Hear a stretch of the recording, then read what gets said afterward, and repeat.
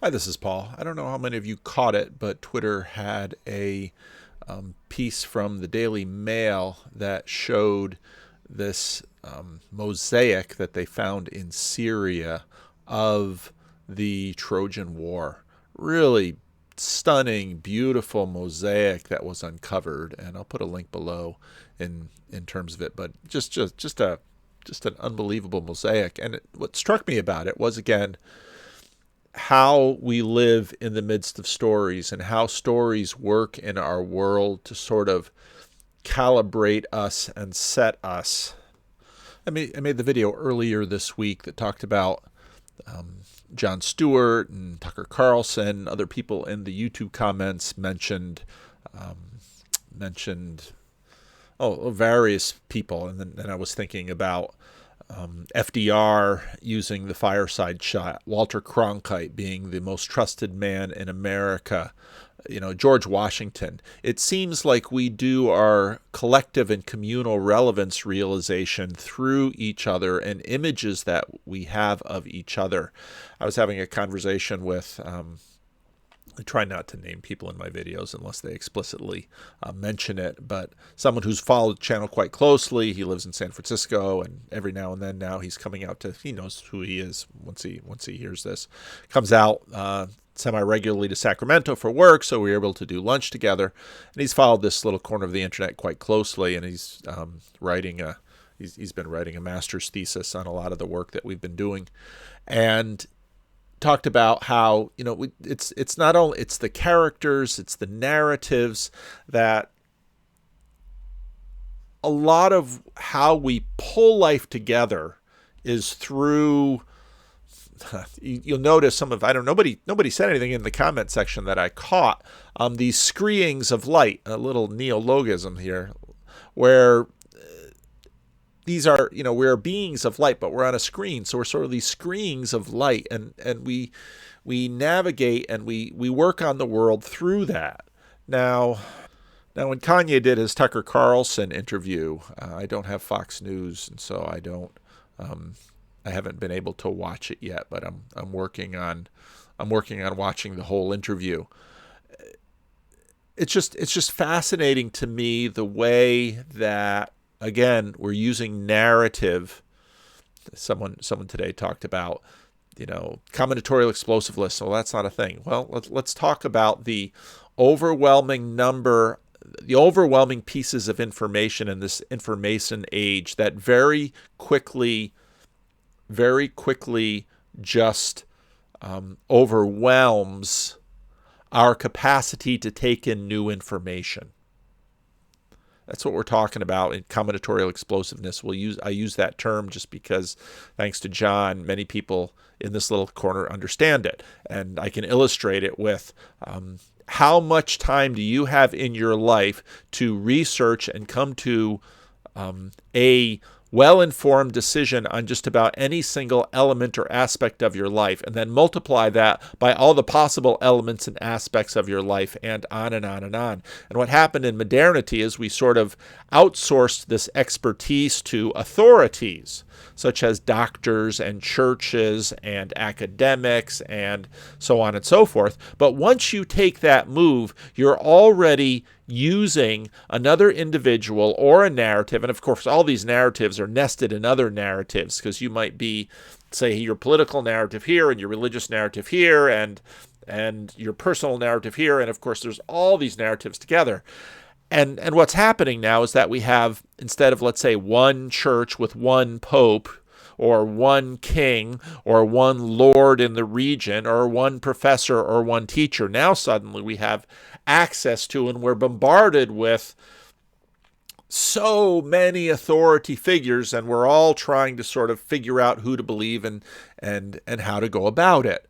And so you've got a guy like Kanye who's saying who's sort of all over the map, and then of course people try to, talk about the ultimate in sort of public gaslighting, which he's crazy, don't listen to him. Well, that trick's been tried all the way back to Jesus, and well before that. It in and of itself, and I have no idea about. Even how we stay sane is by talking to one another and finding ourselves embedded within communal narratives that we're all constantly checking each other by. And we're all having these status games that are going one way or another. And this is a massive project that we are all doing implicitly to sort of manage and keep ourselves in the world. And this is why when there's a death of someone, grief is so difficult, because now if that was a significant person, now there's a big hole in your life that sort of has to be rebuilt around it. Or if there's some massive betrayal, John Vervaeke has this story. You can make up all kinds of little stories. Your father sits you down at some point in life and says, "You're adopted," or "You're not my child," or "I've never loved you." And suddenly there's this massive hole in the fabric of the world. And part of what we've been working on is trying to have a better handle on what this massive fabric of the world is all around us. And now that so much of our relational networks are filled with screens of light, the Dunbar number is just completely exploded. And all of the traditional structures and all of the traditional efforts to try to hold the world together are just very, very different. So I was, I'm going through Homer's Iliad, and I'm going through this Great Courses series, and she had a chapter on the role of the gods, which I thought was really good. Finally, the lecture will conclude with considering the topic of fate and its workings with respect to the gods. The gods, as we've already seen, are essential characters in both Homeric epics, in the Iliad and the Odyssey both, but particularly in the Iliad. Now, even the fact that one of the weaknesses of the whole atheist argument is that they look around and they say, well, obviously there are no super things in the sky, and therefore there are no gods. But a much more sophisticated and subtle reading of just about anything in the ancient world says, well, what exactly are? Why on earth is Homer's wrestling with the story, this fabric of existence around us? Why on earth are there these gods? And of course, Homer didn't invent the gods, but obviously someone came up with it. And why? Why would people come up with these things? And why would they get developed? And why would this become the, sort of the pervasive majority take on life? And now, again, given it's endlessly complex, and especially the extremely limited knowledge of people in the ancient world, we have a very limited understanding of what on earth was going through. But here they are, and here it is. And this is one of the most important stories that ancients, at least in Western civilization, use to sort of calibrate their existence, get on the same page with each other, work as a community. And again, just look at even what, say, Durkheim and many sociologists would say about the function of what religion is. And so to sort of just actively dismiss it and say, that's just made up stories. Okay, why do we make up stories, and why do we live within them, and why are they so important to us, and why do we try to, why does it matter so much to us? Actions both contribute to the narrative and reiterate key themes in the Iliad. The gods take direct, concrete part in the action of the Iliad. Now, some critics have occasionally tried to explain the gods' involvement away as merely metaphorical description of the human character's own psychological impulses, and to therefore say that Homer is not intending to create real characters in the gods, but merely to describe in metaphorical terms the impulses of his human characters. There are many times when this kind of psychologizing explanation of the gods works quite well. The example that is most frequently cited, for instance, is in Book 1 of the Iliad, when Achilles is considering drawing his sword from its sheath and killing Agamemnon during the opening of their quarrel. Athena suddenly appears to no one but Achilles. No one but Achilles can see her. She grabs him by his long hair and basically says to him, "Stop, you really don't want to do that." Many critics have said this is merely a metaphorical way of saying that Achilles thought better of his action and changed his mind. However, there are at least as many, I think probably more, instances in the Iliad in which an action of the gods cannot be explained away as merely a psychological motivation of the character to whom the gods appear. For instance, to take another very obvious example, as I've already mentioned in passing when we were discussing Book 3 of the Iliad, there is a scene in which Aphrodite bodily picks Paris up off the battlefield, carries him back inside the city of Troy, and puts him down in his bedroom. It's very hard to see that as merely a description of Paris's own psychological state, particularly since these actions of Aphrodite are narrated to us not by Paris. It's not Paris describing what seemed to him to happen. Rather, it's the narrator, Homer himself, the narrative voice of the epic. And part of what would be interesting, because recently, because I've been reading this, I rewatched and sort of skimmed the movie Troy, and it would be.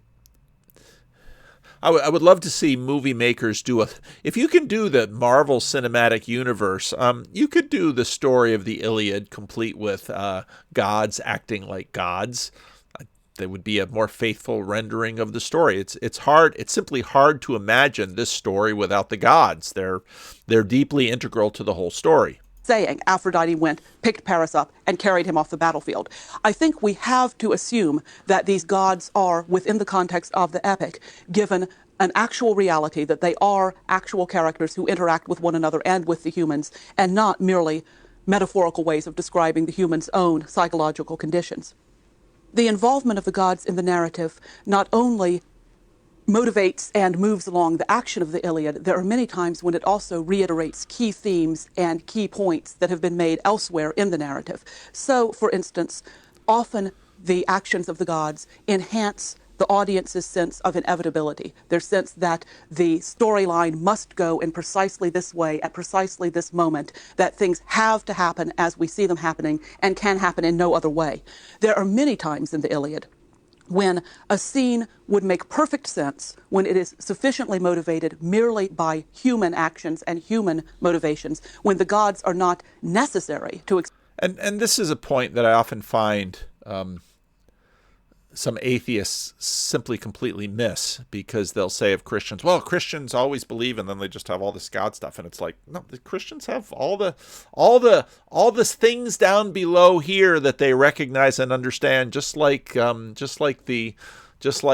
and the gods and all of that level too. Explain what's happening in a scene, and yet Homer gives us both motivations, the human and the divine. Let me give an example of what I mean there. In Book 11, for instance, Aias the Greater, the hero who is second only to Achilles as a warrior, and by the way, I probably should have mentioned in an earlier lecture, Aias is often sometimes referred to as Ajax. His name is sometimes transliterated into English as Ajax rather than as Aias. Same character, so if you know of the great Greek hero Ajax, Aias is the same person.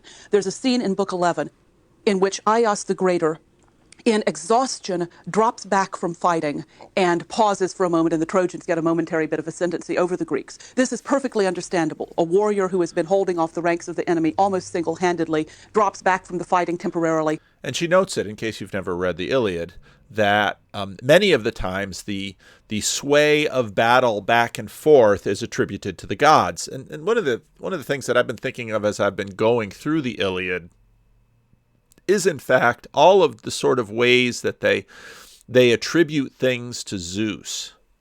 And it's usually not directly. You don't have Zeus sort of coming down in his chariot and smiting people with thunderbolts, sort of like, what movie was that? It was one of the Wonder Woman movies where you had all the gods sort of on the plane and they were going to do battle as such. There is a scene where Ares is sort of on the field doing this, and you will find gods coming down to the field and fighting, either by sort of possessing a warrior or by sort of healing a warrior instantly or somehow motivating someone. If you've ever watched Angels in the Outfield, the whole premise of the story is every now and then an angel comes and sort of rubs the shoulder of a particular baseball player, and the kids could see the angel and tell the coach, and then the coach would have that player do something because they would hit a home run or so on and so forth.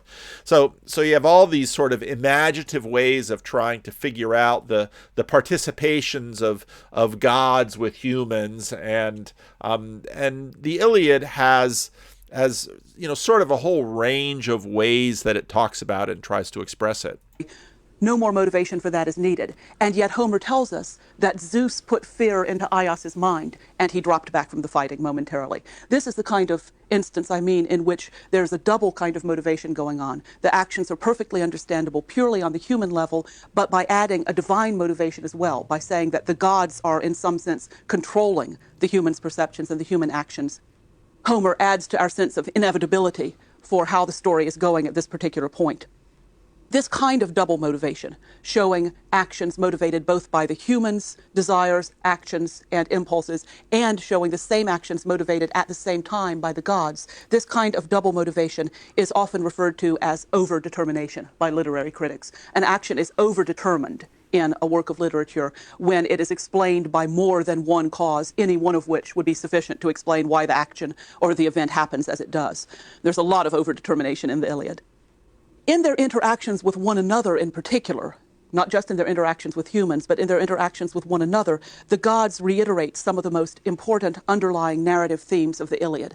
Another way of putting that is that we see some of the same themes, some of the same problems, some of the same difficulties occurring between the gods being worked out on the divine level as on the human level. For instance, in Book 15, there's an ongoing power struggle between Zeus and his brother Poseidon. Zeus, at this point in the Iliad, wants the Trojans to have ascendancy. As you remember, he had promised to Thetis that he would let the Trojans have ascendancy over the Greeks for a certain time until Achilles is missed enough by the Greeks that they honor him again.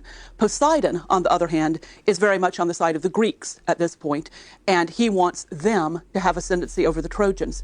In Book 15, At this point, it's important to mention it because the gods are pretty fickle. They sort of swing back and forth. Homer refers to these two sons of Kronos. Kronos is the father of Zeus and Poseidon both. He says their hearts are set against one another, and this causes bitter agonies for the fighting men in the Iliad. This kind of struggle between two extremely powerful males who, because of their opposition to one another, impose difficulties, agonies even on the fighting men, obviously recalls the quarrel between Achilles and Agamemnon in the opening of the Iliad. So you have a kind of repetition or reiteration on the divine level of how a quarrel between two powerful males, a kind of one-upmanship almost between Zeus and Poseidon, has its effect on the fighting men who die as part of Zeus and Poseidon's quarrel, in which they try to work out which of them is more powerful. Another kind of reiteration of important themes occurs in Book 14, in the scene in which Hera seduces Zeus to distract him from watching the battle, to distract him from presiding over the fighting. Hera seduces Zeus knowing that he will sleep after they have sex. There obviously is a theme that is very important in the Iliad in various ways. A male is distracted by sex, distracted by sexual desire from the business at hand. This again reiterates the events of Book 1, in which, although, as I said in lecture number 3, the quarrel between Achilles and Agamemnon is not only about sexual jealousy, it is certainly, at least in part, about sexual jealousy. Achilles and Agamemnon are both, to some extent, blindsided by their sexual feelings for their concubines and distracted from the more important business of the war. Similarly, of course, this whole war has been caused by a male, Paris, overvaluing sexual attraction in the person of Helen and undervaluing everything else. Troy, his society, his duty to his people, all of those things. So when the goddess Hera... And that's very much articulated in the story as well. Hector and many of the people of Troy, there's just a ton of nuance in the Iliad around this. But now again, it's helpful to remember that the story starts from the beginning and that everyone knew the story. The story was very famous. The story was sort of the background around which is one of these foundational stories of a civilization. And you might ask, well, why is this a foundational story of a civilization? Well, you say, well, why are so many people, it sort of gets into Jordan Peterson land too in terms of archetypes, why are so many people fascinated by Star Wars or Harry Potter or Lord of the Rings? And Tolkien, I think, in many ways wanted, when he switched from The Hobbit, which was a children's book, towards Lord of the Rings, which was an adult book, to sort of try his hand at a foundational epic for a civilization, a story that embodies so much. And again, you might say, well, why this story and not that story? It's not so crazy to say, well, these are powers above human beings that are making the selection Now, lots of human beings have, well, we want this story and we want that story, but the stories, our experience is that of the story chooses us and not the other way around. Seduces the god Zeus. We have a reiteration of this same theme. Zeus is distracted from what he intends to be paying attention to at that point, seeing to it that Hector continues to win glory, that the Trojans continue to have the ascendancy, and he is distracted specifically by Hera seducing him. Perhaps the most important narrative role or function that the gods play, however, is that they reiterate by counterexample the overarching theme of what it means to be human, of the human condition in the Iliad. Let me explain what I mean by saying they reiterate by counterexample. To understand that, we need to talk a little bit about what kind of beings these gods are. The term god, small g, is normally used to translate the Greek word theos, and it is the best translation we have for theos. And yet to modern readers, modern American readers, and I would assume modern European readers as well, this translation brings all sorts of misconceptions with it.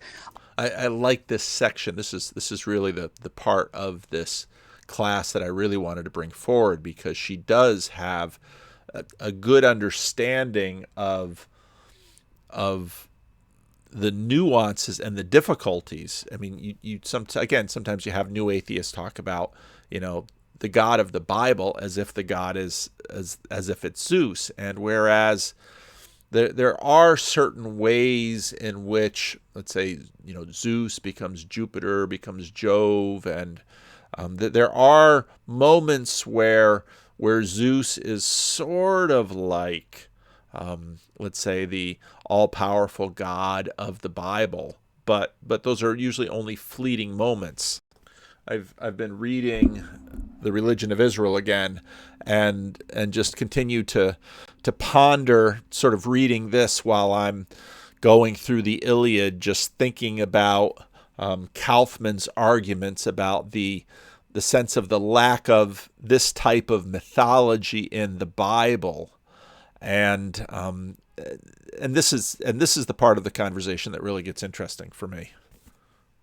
I have often toyed with the idea of teaching a course on the Iliad and the Odyssey, or a course on Greek mythology and literature in general, in which I never use the word god or gods or goddess, in which I keep the Greek word theos untranslated and only use it and let the students figure out what it means through the course of reading the works without it being translated into the word god. It's really a pretty great idea, except for the reason she now gives. The obvious problem with that is I wouldn't be able to use any translations of Greek literature that have ever been published. I'd have to translate everything I wanted my students to read myself and keep theos as theos. So it's not very practical, and it's maybe a bit extreme. But the reason I thought of doing that is precisely to avoid the misconceptions that we bring with us without even thinking about them automatically when we hear the word God. To examine these misconceptions, let's start with a list of what the Homeric gods are not. A rather surprising list of. This is sort of like Jordan Peterson with Sam Harris. He opens his laptop and says, "This is what I mean by God." What they are not. They are not consistently good, merciful, or even apparently just. These gods are quite capable of committing actions that in any reasonable moral evaluation are evil.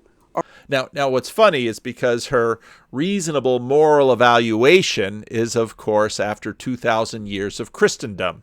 In other words, you can't help but implicitly compare these with the notion of God, capital G, that comes up through Christendom, which always reminds me of this really fun little meme of ancient ethics, which is Homer sleeping in the sleeping bag, being pulled uphill by a couple of Sherpas, and then modern ethics, Homer wakes up way up the snowy slope, and then new atheists, look how far I climbed it, I'm not even tired.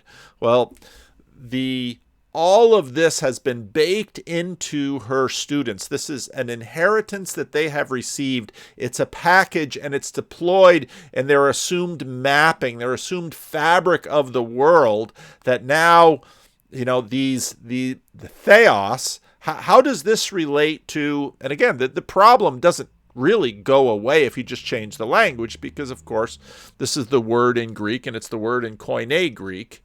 And of course, you still have some of those issues with Elohim and the Hebrew.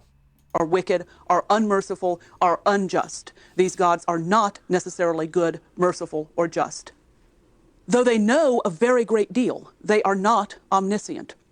When a god's back is turned, literally or figuratively, he or she does not necessarily know what's going on behind his back.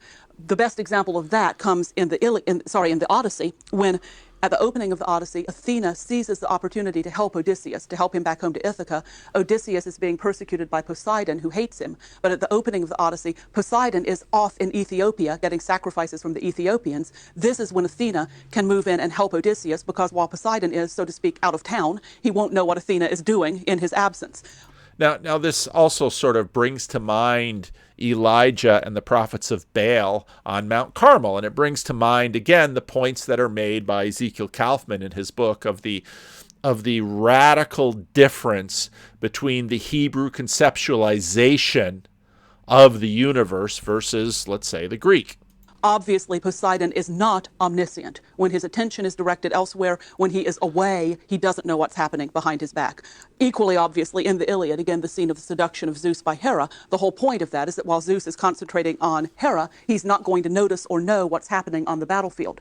So Greek gods know a great deal, but are by no means omniscient.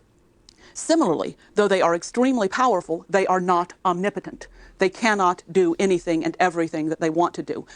The limitation on their power is perhaps most obvious in what seems almost to be an agreement between the gods themselves rather than an inherent limitation, that they will not trespass, usually, on one another's spheres of influence. Each one of these gods has a particular sphere or spheres of influence, a particular realm of power. So, for instance, Poseidon controls the sea, Zeus controls the thunder, that kind of thing, and they tend not to usurp one another's powers. And this is where what I just talked a few minutes ago about sort of the ambiguity when you say you hear Agamemnon or Achilles talking about Zeus and how powerful he is.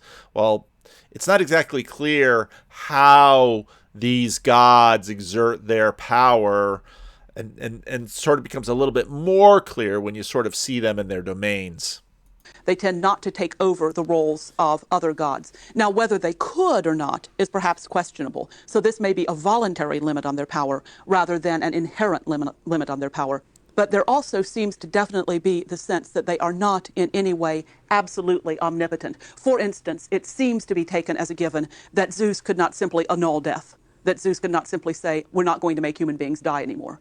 Zeus is bound by the way the world works, including the fact that humans die, just. And again, back to Kaufman, the meta-divine realm, there's a universe with already a degree of metaphysics and built-in stuff that the gods must adhere to. As humans are bound by the way the world works. Perhaps one of the strangest ideas for most modern readers to get hold of is that these gods are not transcendent. They are not outside the universe. In fact, they did not create the universe. Rather, they are part of it. They are creatures of the universe, in the universe, bounded by the universe, just as we Again, Kaufman's point, same point. are. They are in no sense transcendent, eternal entities who created the physical universe. That, as I said, is perhaps the way in which they differ the most. That and the fact that they're not necessarily good is perhaps the way in which they differ the most from our usual conception of what a god is, if there is such a thing at all. See, and again, you can just, in a sense, when you listen to her you can just see the seams there between 2,000 years of Christendom and her trying to come to terms with this Greek conceptualization. Along with not creating the universe, the gods of Homer may not even have created human beings. This is left ambiguous. Homer doesn't say specifically one way or the other. Other Greek writers, some of them seem to say that Zeus, or the gods in general, did create humans. Others say that they did not. But even if they did create humans, that's not one of the most important aspects of these gods. They are not seen as our parents, as our loving protectors in any way at all. Zeus is often called the father of gods and men, but that really, I think, refers more to his power and his authority than to any literal paternal relationship between Zeus and men. Certainly Zeus is the father of some gods, but by no means of all of them, and so I think it's pretty clear that that phrase is meant to refer to his power and not to his actual paternity. And as I just touched on, the last main statement of what these gods are not or do not do, the relationship between Homer's gods and human beings is only very rarely based on any kind of mutual love. And again, I mean, all of these are in contrast with basically the conquest of Christianity over the Greek worldview. These gods, by and large, do not love humans. These humans, by and large, do not love these gods. Now, clearly, there are very obvious exceptions to that. Most noticeably, most obviously, the relationships between gods and their human children. Thetis clearly loves Achilles. Aphrodite probably loves Aeneas in the Iliad, although she is not as given to taking care of him as Thetis is of Achilles, as I've mentioned before. Aphrodite, for instance, when she tries to rescue Aeneas from the battlefield in Book 5, drops him shortly after she picks him up on the field of battle.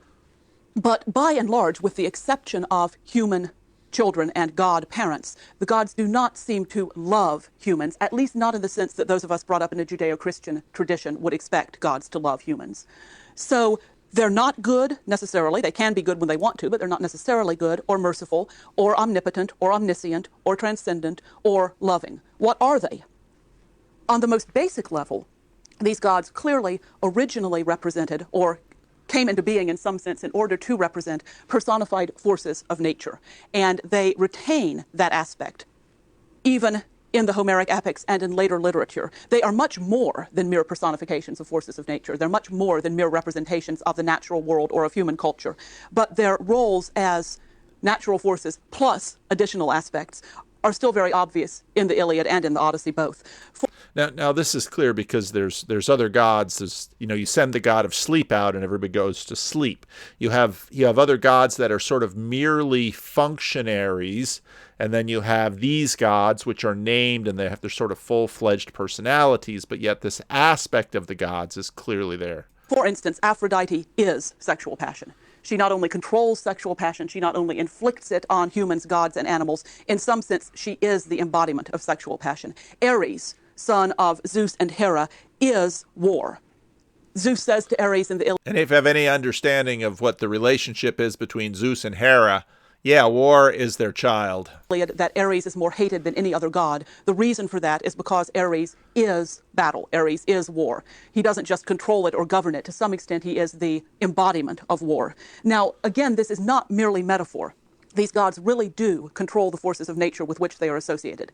They are not simply metaphorical ways of talking about war. When you say Aphrodite smote me and made me fall in love with someone, that's not simply a fancy metaphorical way of saying I fell in love with someone, at least not in the Iliad. Again, think of Book 3, when Aphrodite makes Helen go to bed with Paris. That's not just a metaphorical way of saying that Helen was attracted to Paris. We're talking about Aphrodite more or less grabbing Helen by the shoulders and marching her into the bedroom. So Aphrodite is not just a metaphor. Which is really a fascinating scene.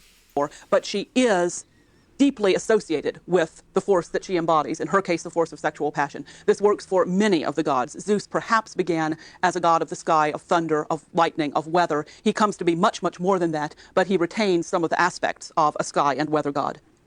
As I mentioned in a previous lecture, these gods are conceived of as anthropomorphic. That is, they are conceived of as being human-like in form, in shape, in emotions, in activities. They are greater than humans, physically larger than humans, definitely more beautiful than humans, in all ways more glorious and powerful than we are, and yet they are anthropomorphic in that they share human form, human passions, and human emotions. Now, the role of the gods in the Iliad varies between grandeur and pettiness. There are times when these gods seem awe-inspiring, magnificent, numinous, grand, when they seem, at least in that respect, to be what we would expect gods to be worthy of worship, worthy of awe and reverence, even if they're not necessarily good, kind, or helpful. There are other times, however, when they seem remarkably shallow and petty. And this double nature of the gods, this tension between grandeur and pettiness, has seemed odd to a great many readers of the Iliad. There's no question as to why the gods are shown as awe-inspiring and grand, but why are they sometimes shown as petty and trivial?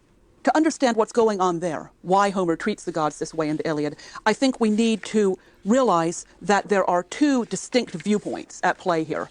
When we, the audience, in effect, step into the Iliad and look at the gods from the point of view of the human characters, when we stand shoulder to shoulder with Agamemnon or Hector or Paris or Achilles and look at the gods from that point of view, they are without question awe-inspiring, magnificent, numinous, glorious, dangerous beings whom it is very wise not to offend. But when we stand side by side with Homer, the narrator, and look at the gods from the point of view of the narrator of the epic, or putting it another way, look at the gods on their own terms, in the Iliad, they sometimes seem shallow, petty, trivial, almost as though they're comic relief. This is to some extent shocking and surprising, the idea of the gods as shallow, petty, and trivial, and yet it is undeniably there in the Iliad. These gods complain loudly about minor injuries. Again, when Aphrodite is wounded by Diomedes, he scratches her hand when she's trying to carry her son Aeneas off the battlefield. She drops Aeneas, flies up to Mount Olympus, and cries in her mother's lap because her hand hurts.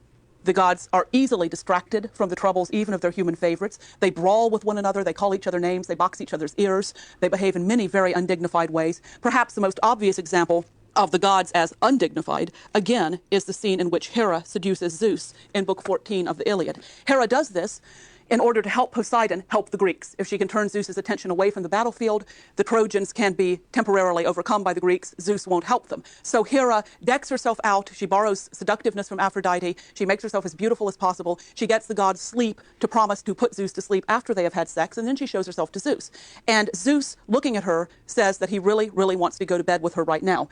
And he says to her, apparently thinking that he will gain her approval by so saying, the following lines: "Never before has love for any goddess or woman so melted about the heart inside me, broken it to submission as now.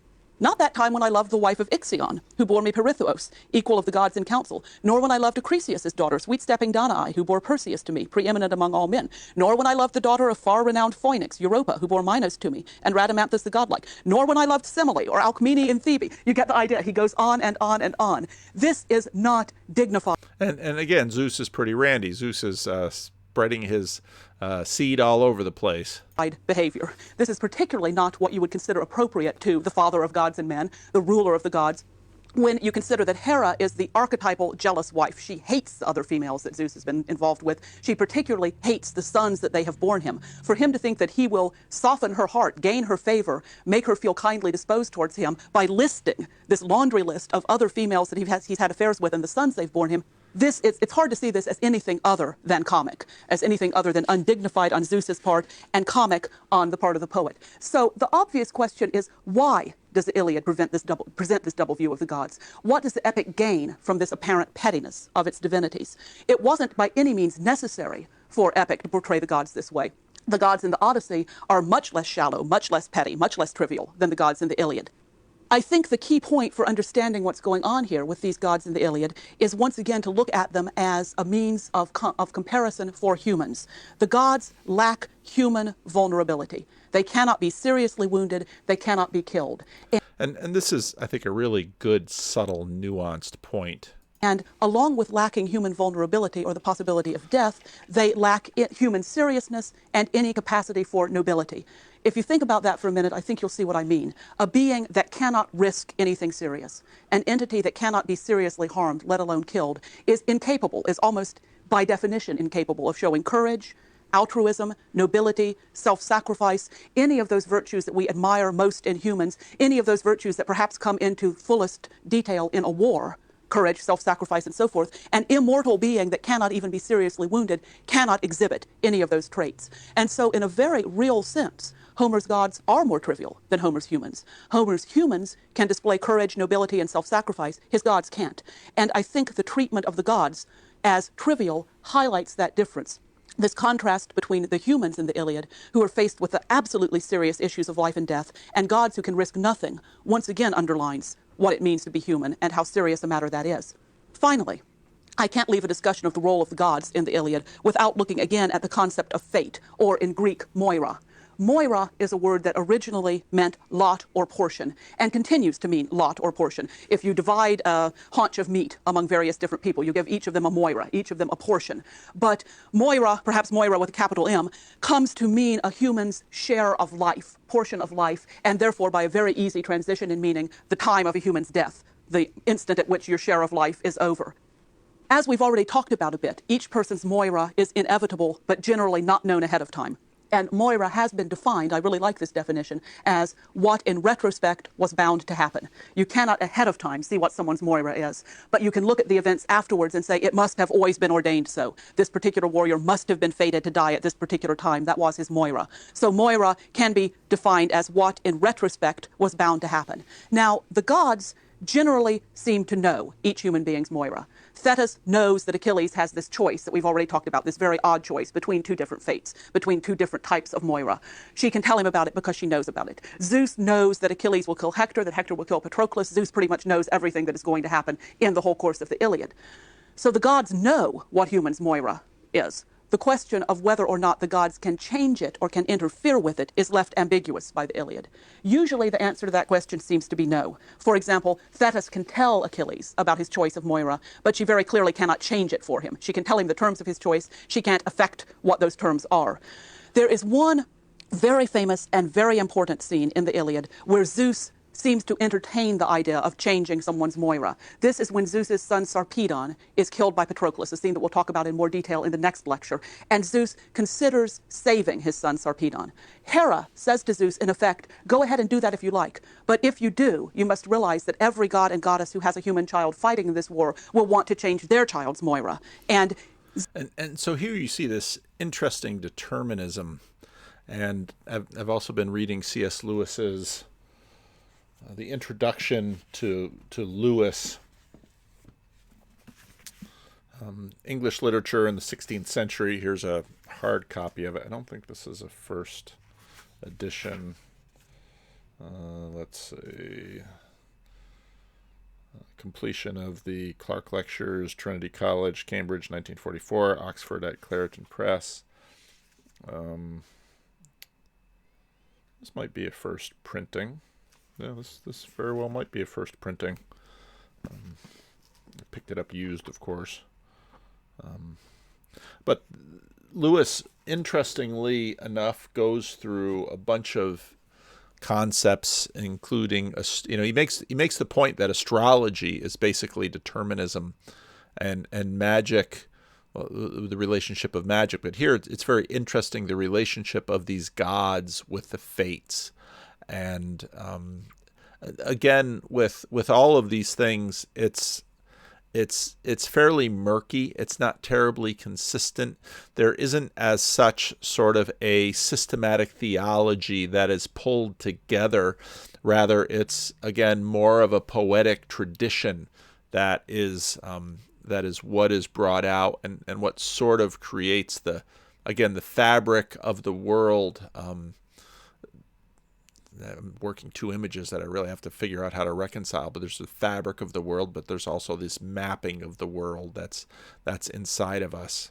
Zeus, after Hera has said this, allows Sarpedon to be killed. He weeps for his son. He sends the gods of sleep and death to pick Sarpedon's body up off the battlefield and carry it off to his own home country, but he does not intervene. He does not change Sarpedon's Moira. The picture that seems to be given by this is that while theoretically the gods could interfere and could change Moira, they agree, almost by what used to be called a gentleman's agreement, they agree not to. For if they did, they would be undercutting the entire way the universe works. They would be undercutting the entire right order of things, the way the universe is set out, the way the universe functions. So there is an ambiguity. At times it seems that the gods cannot change Moira. At times it seems that they could, but do not. And so the whole picture of Moira reiterates that these gods are not transcendent deities outside the universe, but are part of the universe. Again, this is the difference. Ezekiel Kaufman, you can find Christine, what's her name? Has the Yale lectures on the Old Testament that you can find on YouTube. It's lecture 2 that she really goes through Kaufman. But this is sort of the main difference between the gods of one of the main differences between the gods of the Greeks and this revolutionary conceptualization of God that comes from the Hebrews, and the lack of what Kaufman calls mythology in the Hebrew Bible as compared to this. While they're not bound by Moira in the same way that humans are, they're nevertheless part of the system in which it operates, and they must and do respect it. In our next lecture, we'll examine in detail the way Homer interweaves divine and human action in one specific section of the Iliad, books 11 through 15. So again, my point in this is the sort of this implicit layer of the world that we live in, which is constructed by the stories in which we dwell. And I think this continues in us. This is part of the reason that we have seen via technology in our lifetimes. I mean, because even in my lifetime, you had books, and then you had motion pictures, and I was pointing out to my men's Bible study this book, More Than Conquerors, which was a sort of a favorite book in the Christian Reformed Church for sort of getting a window on the book of Revelation. It was written in the late 30s, early 40s, and he introduces and says, well, the book of Revelation is sort of like a sound movie. And of course, in the late 30s, you saw a sound movie as opposed to a silent movie. He didn't even say a color movie because color is just coming on the scene. So the way in which we are, and then our use of individuals. I'm gonna navigate my way through the world using the relevance realization of a Jon Stewart or a Tucker Carlson or someone on YouTube that I see. It's a collective relevance realization that we do together, and we use stories between each other to sort of within each of us construct a picture of the world. This obviously down from the much more monolithic existences in, let's say, the medieval period, where perhaps you had a medieval village. But that isn't to say that we don't understand that, the context of, let's say, the New Testament. I'm preaching through Corinthians right now, where you have an extremely cosmopolitan city where you have people coming in and out of Corinth over that little isthmus, traversing the way from Asia Minor all the way over to Rome and Italy. It's extremely cosmopolitan.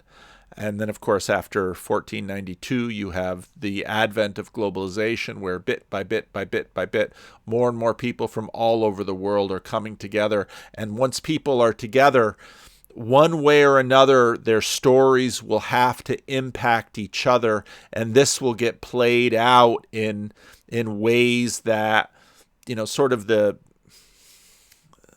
imagineless atheists can't really find the registers for, which is why you have stories doing what they do. So, but I thought that was a particularly good chapter in that in this great courses, and I thought I'd just share it with you. So, leave a comment. Let me know what you think.